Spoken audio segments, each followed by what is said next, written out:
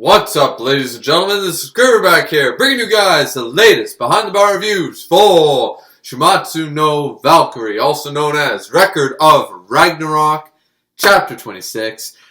As you guys can no doubt tell, I don't know if you watched my last review, I'm just starting the series and we got a chapter drop.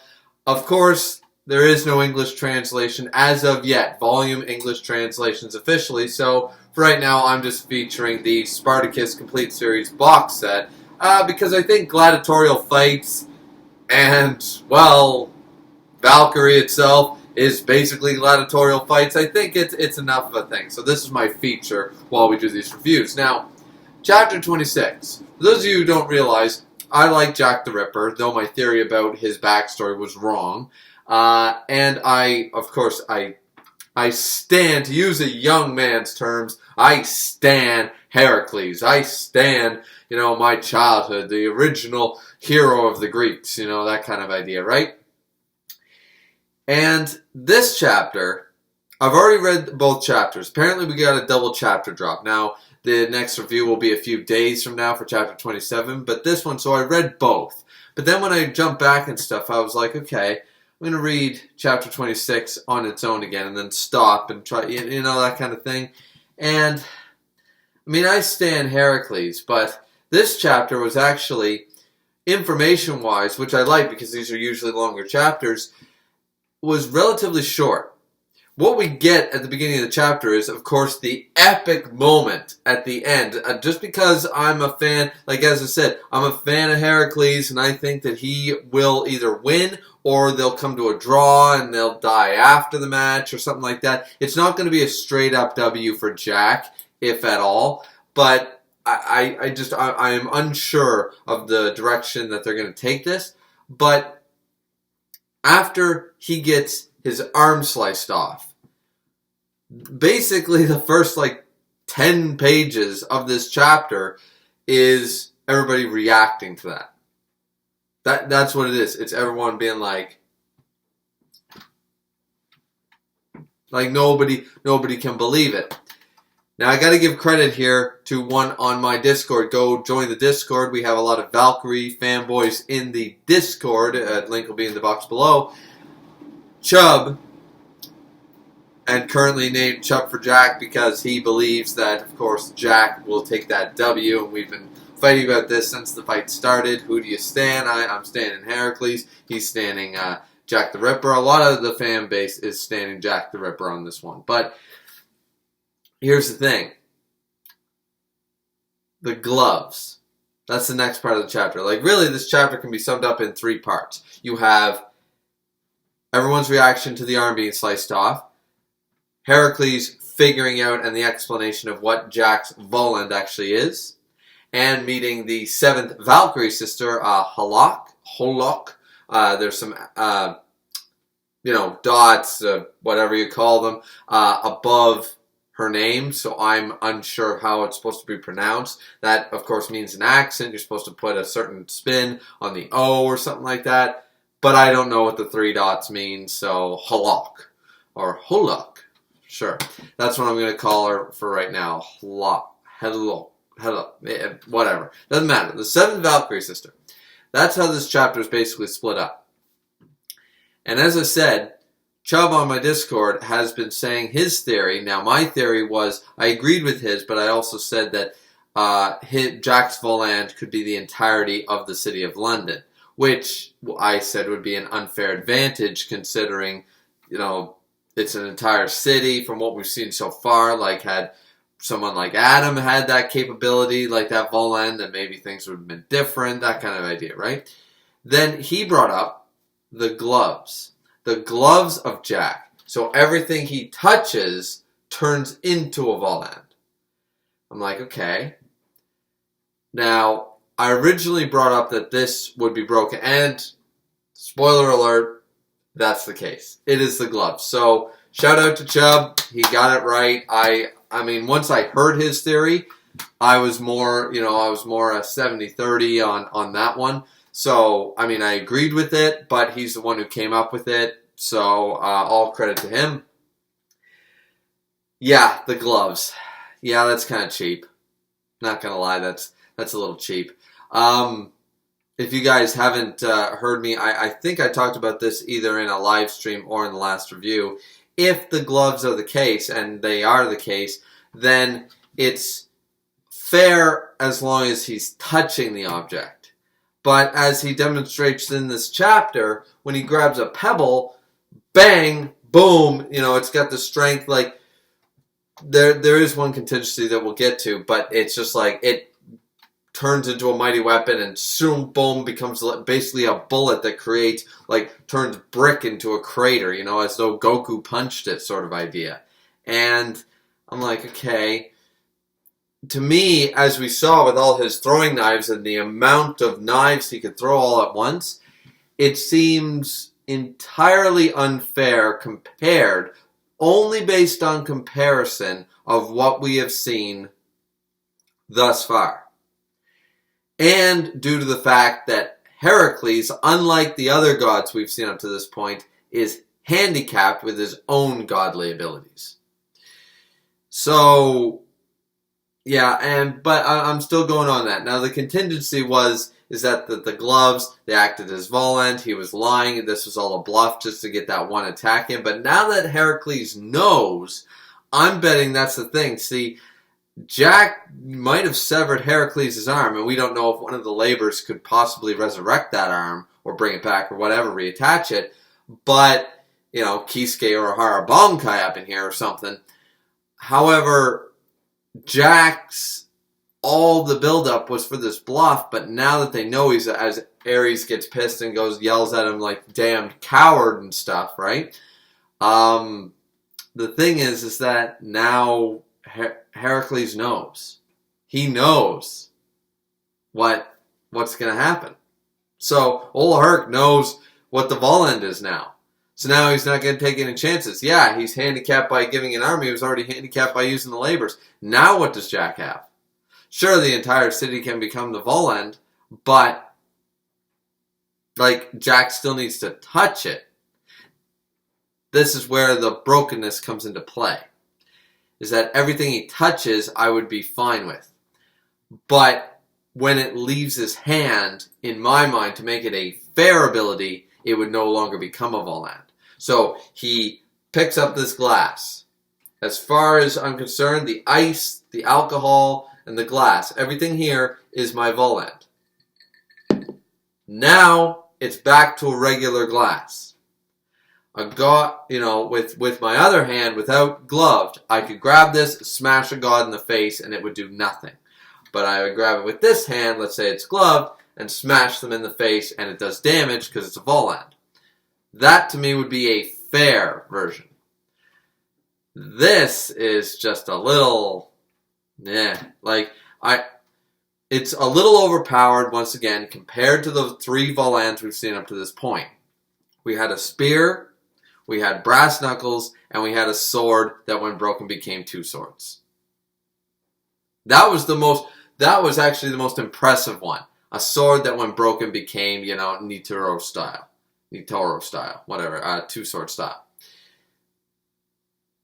So now all of a sudden we're going to, okay, he's got a pair of gloves that everything he touches becomes a Voland, but when he throws it, it's still a Voland up until that point. So right now, that clock face, as far as I'm concerned, and all the knives on the ground and everything are still Volands. Everything he has touched, every wall he has touched is a Voland.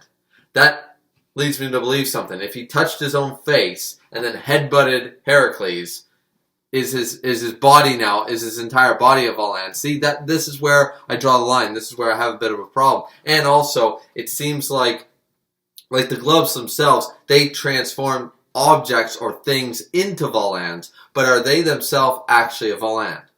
By that, I mean, let's say, he used the demonstration of the pebble. Fine dandy. But the pebble became the Voland. If he were to punch Heracles with the glove itself, is the glove itself actually a Voland or a transitional piece to making Volands? Does that make sense? Could he actually grab Heracles by the face or by the neck and crush him, and it would work because the glove is still a Voland? If that is the case, then I still, once again, I find it a little cheap. I would rather it would be the former, where the gloves themselves are more like the transformation piece, not a actual Voland. They turn everything they touch into a Voland. But by that logic, like, so if Jack touches Heracles, does Heracles become a Voland? Like, if he touches his arm, does now Heracles' body is... I mean, Heracles' body is already his worst enemy, right? It fights itself every time he attacks. But would it destroy itself from the inside? Like there's a lot of questions. I think we need better explanation. And it's surprising because consistent-wise, Valkyrie has been pretty good up to this point, but I got a lot of questions about the limitations of these gloves. And why or why not? Are they going to go on the line of, well, it can't affect organic matter? Okay. But once again, is the glove a Voland? Because if the glove is a Voland, then it should, I don't know. There's a little bit to unpack with this whole gloves thing. And as I said, by contrast, and it's funny because technically two theories could be right. Both theories, in the fact that the gloves are the Voland, but so is the whole city. As a result of him touching as much as he has, the whole city of London is essentially the Voland as well. So both theories are kind of half right in that. Well, the city one's half right, the glove one is 100% right. Now that's the other thing. A Voland is still a weapon.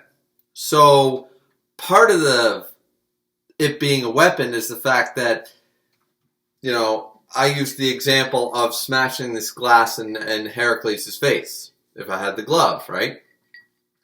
But that's smashing the glass in his face, similarly to how Jack used the pebble.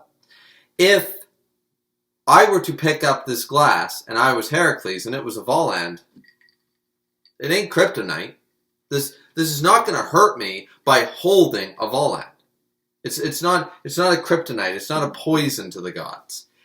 As far as I'm aware, we haven't really seen that utilized properly yet. So I could be wrong. But as far as I'm aware, Heracles could pick this up. Yeah, it's nice. Take a sip maybe. Beautiful. Now, if Jack were to then, throw it at his face, or if Heracles himself picked it up and smashed it in his face, it would do a fair amount of damage because, once again, the glass has now become a Voland. I'm under that same opinion so far, so, that's just... There are questions that I don't think were really answered in chapter 27 either. I've already read that chapter. I'm hoping we get a little more insight into this because I want a full explanation. I want these questions answered. Do you guys think they've been answered? Because this is the main focus of chapter 26. That's why I'm spending so much time on it. Is that it's the gloves. There's not so much about the reaction at the beginning of the chapter about Herc's arm. We already knew about Herc's arm. And then the end part is just about Jack being a creeper. Being what's the word? Self-gratification. There's a word for that or something. But yeah, he's so self-gratifying with his whole, painter's eye is what I'm going to call it for now. The painter's eye, where he just makes the colors, makes the fear, and resonates and stuff. And Brunhild being a terrible sister here. The little one even says, you knew this would happen to our brother, because the only brother of the Valkyrie would be the other demigod, Heracles. It's you knew that this is what we were pulling on our noble, prideful, honest, trusty brother, that's the kind of underhanded move you're going to use against him. And I'm yeah, this is war, but yeah, this is for keeps. Everything here is for keeps. Everything is on the line, so I get this. I really, really do. But at this point, Heracles wins. It's still technically a win. Well, it's not a win for humanity, but hopefully... The way Heracles made it sound was he would appeal it at the very least. So all is not lost if Heracles wins and the gods happen to also win, right? That being said, yeah, I just have so many questions about the gloves, their limitations, and as I said, I feel like they're kind of broken, especially against the demigod. Because Heracles is a demigod, and these gloves are the most versatile, most OP out of the... It's like Bleach with Bankais. There are some Bankais that are far superior to others, right? if you look at it in that perspective, Volans are Bankais. And the fact of the matter is that this, Jack's Bankai here, his Volan, is Sosuke Aizen compared to the other three we've seen. Adam, Sasuke, and Lu Bu, they had simple weapons. Weapons that could hurt them. That hurt gods. They had to hit them. It could hurt them. That was the limitation. Jack has a versatile, powerful, seems to be creating, as you said, he flicks the pebble and boom, boom, boom, it acts like a bullet. So seems to somewhat increase his strength, or it becomes Volan capable. Like, so since he was flicking the pebble with the intention of hurting Hercules, the Volan needs to go at such a velocity to hurt him. Like that. I don't really know how that works. Does it increase his strength? I don't know. But the other problem is, because of these gloves, having the strongest one and then having the weakest god ability, the most handicapped god ability. Every single time, Heracles, of course we know about the tattoo and the labors and stuff, so he can't spam this. He can't do what Zeus did. He can't do what Poseidon did. He can't do what Thor did. He can't constantly keep using his god abilities. He's going to run out of gas and die by doing that. It's detrimental to, against any other god. I think at this point, Jack would be losing heavily. Heracles probably would have had a better chance like this. Once again, that's the whole point, right? Brunhild's supposed to have the matchup. That's why she was so pissed about the Adam switcheroo, because she believed she knew the lineup and realized that Adam could beat basically anybody other than maybe Odin or Zeus sort of idea. Definitely Zeus, because she gets really pissed off when she realizes he switched places. I believe that's because Zeus recognized that this would probably be a loss if it was anybody but him. That's just my opinion. Whatever. The thing is that, what do you guys think? Like, this seems so handicapped to give humanity a chance in the worst possible way, but by handicapping the god plus giving a very broken, almost like I didn't think Volans could act this way. At the very least, if his gloves are his Volan, when they leave his hand, they should transform back. That would make it less OP to me. I don't know. I just don't like it. It feels overpowered just to make it a fair deal. Otherwise, Hercules would kick his ass. That's all I'm thinking. So, the only last part of the chapter is, of course, bringing up the seventh Valkyrie sister that becomes this Voland. There's some reference that she is the reason the gloves can do this and stuff, but we never got any indication of the other sisters being able. Like, we got a hint about that with the whole twin personality, the schizophrenia sister with the two blades for Sasuke. But outside of that, Adam, no. Lu Bu, no. It was a spear with no special powers other than they could hurt them. It was brass knuckles with no special powers other than they could hurt them. Adam just happened to have his own powers, the eyes of the Lord. Sasuke's worked out a little bit. He could split into two swords. Okay, but that's retrospective, whatever, the split personality. I get that. This one is just kind of like, oh yeah, well, they're going to start activating. They have special abilities sort of idea, and it's like, so now we're adding abilities, That might have been helpful to have at like an added, okay, you have a Voland with the special ability, like a plus, like a materia slot from Final Fantasy 7 in, back with the Lu Bu fight or the Adam fight. I'm just saying that the more knowledgeable we get about this Voland system and stuff, and the more things that are added on to it, the more I feel like Brunhild really screwed up by giving the worst of the sisters to Lu Bu and Adam that had no special abilities other than just to become a Voland into a basic weapon. That was it.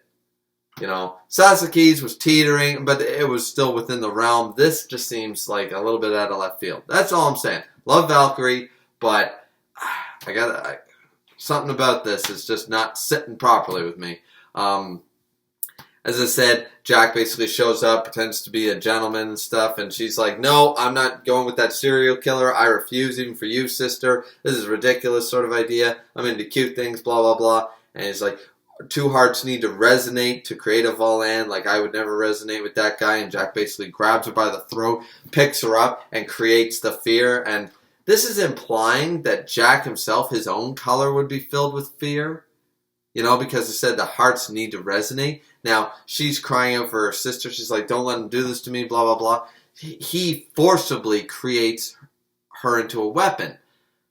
But the logic is that, and it's the system, is that the hearts need to resonate for, like, so this is either implying that you can make a Valkyrie, a demigod, submit and basically, you know, soul versus soul, you can basically swallow it and basically be like, you know, we were yin-yang, but now yang is taking over yin, like, because it's strong enough. Like, it's either that implication, or this might lead into something even deeper in the fact that Jack's own color is also colored by fear. The color that he sees with his, you know, eye of the painter, that with his painter's eye, he sees always the beautiful color of fear. Perhaps he himself is fearful, but I doubt that's the one person's color that Jack can never see, is what his own color looks like.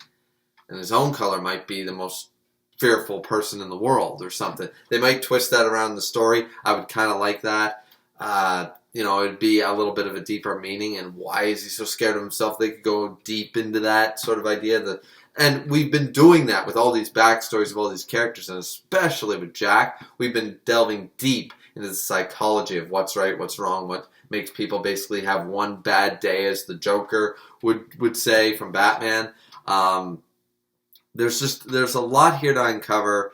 I am curious about how does this actually mean that Jack, just a regular serial killer, could make a demigod submit by just holding her up and choking her? Or is it, as I said, that the hearts did resonate because of the fear? You know, the hearts were in sync. They synchronized because they were both in the same level of fear. Something to be said for that. I don't know. Just spitballing here. That's basically the chapter. You know, we're setting up for the what's going to happen next. Nobody actually fights. Everyone's just like, the whole city is Jack's Voland, and that's basically the thing. So chapter 27 is a little more exciting. We get the other side to the coin. We see a lot more reactions, a lot more dialogue, I feel, than this chapter. But I feel like there was a lot to unpack with Loki's explanation and Heracles realizing that the gloves are Jack's Voland. That was the big takeaway from this chapter, that the gloves are. And as you guys can tell, I don't mind it. I like the theory, but that Chubb brought up, once again, shout out to him in the Discord. But once again, I feel like I do have a few just nitpicky small power scaling issues with the gloves. That's all. The way they've been presented. The gloves being the Voland is fine. The way they've been utilized and how it seems they are seems a little OP for what we know of now 4 matches. That's all. Anyways, hope you guys enjoyed the chapter. Hope you enjoyed the review. Did you like it? Did you hate it? Please like, subscribe, comment. As always, it's always very much appreciated. Don't forget to hit the bell notification if you guys want to know every single time I drop a video. And if you don't want to do that, you can always join the Discord down in the box below, because there you'll also be added to a list that will always be notified every single time I drop a video on YouTube, and a link will be provided for you.